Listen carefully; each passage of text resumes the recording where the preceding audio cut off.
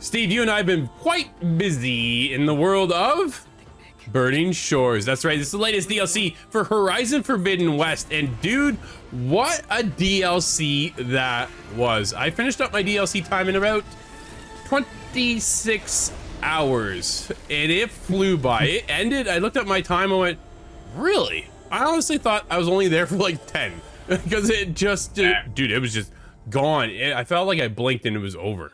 And it was so much fun. I thought the story was fantastic. The opening that leads you in there with Lance Reddick returning, right? Silence being the send-off to get you into the Burning Shores location.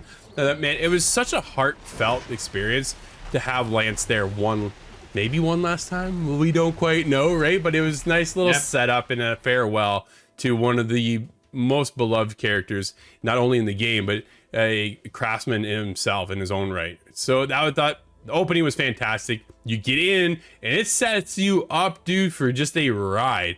And then you meet a particular character that didn't really connect with me off the hop.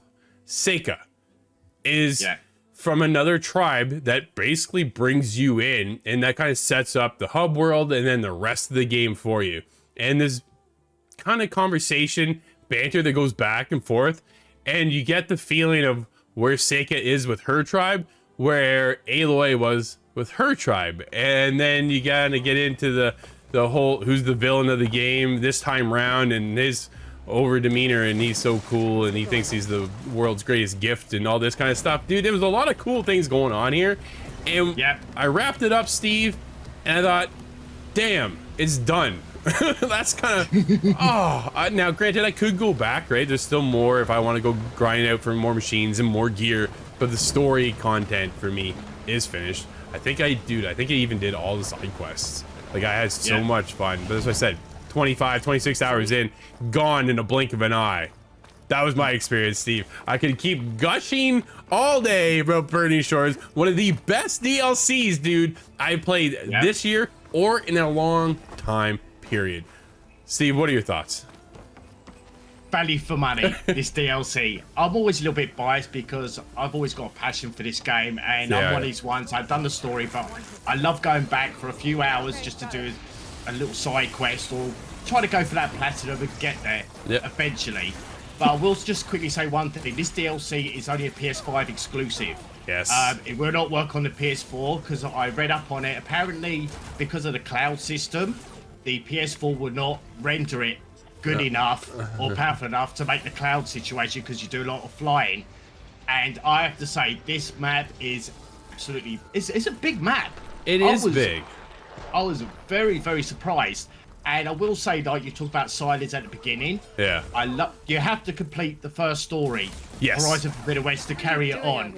And I love the idea. If we've played games before, and to do a DLC, it's very cumbersome of trying to start the DLC or the quest to start the game. This one, as soon as you download it, straight into action.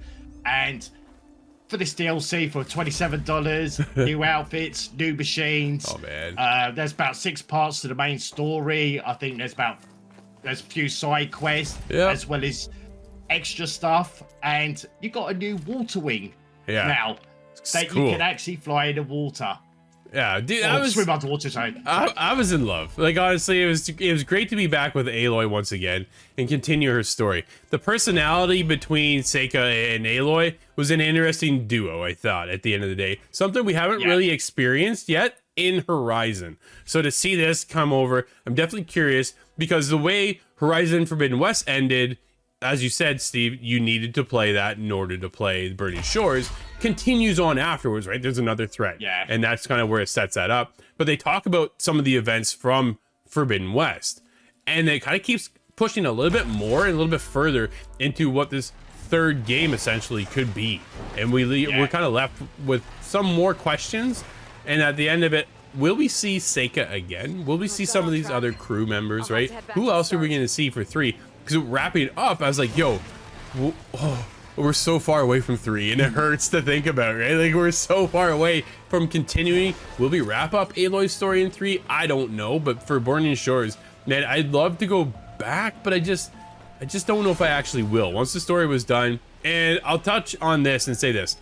The boss fight, one of the coolest, just one of the coolest boss fights, right? To end off such a DLC, to end off any game, I thought was incredible. Some of the new machines we get introduced to, like there's just so much love and passion put into this.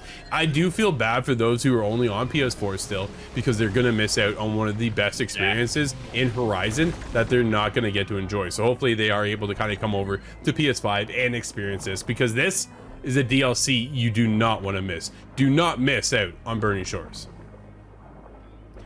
Steve, I think we kind of gushed a lot over Burning Shores. We honestly, at the end of the day, didn't have any hiccups, didn't have any glitches, didn't have any problems with the game. Everything worked the way we had hoped it would.